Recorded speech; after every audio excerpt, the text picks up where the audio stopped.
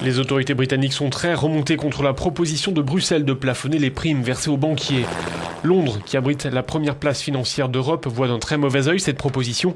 Ce n'est pas à Bruxelles de décider de la paye des banquiers à travers le monde, a ainsi déclaré le maire de la capitale britannique. Dans le quartier de la City, les réactions vont dans le même sens. Certains sportifs gagnent beaucoup d'argent, lance cet homme. Et eux, ils ne sont soumis à aucun plafond. Donc je ne vois pas pourquoi les banquiers, eux, seraient soumis à un encadrement des bonus. Je ne suis pas du tout d'accord avec cette mesure anticapitaliste, ajoute cet homme. Si vous prenez un épicier qui vend des tonnes de fruits et qui fait beaucoup de profit, eh bien cet argent il le gardera. Personne ne dira « Non, il a gagné trop d'argent, il faut plafonner ses revenus ».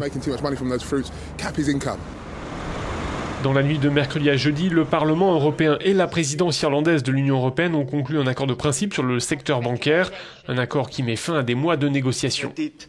Il prévoit pour la première fois dans l'histoire bancaire du monde des règles de liquidité.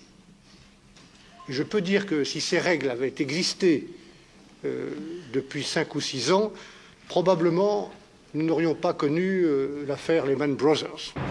Le texte prévoit notamment que les bonus versés aux banquiers ne pourront pas dépasser le montant de leur salaire, sauf si les actionnaires donnent spécifiquement leur feu vert.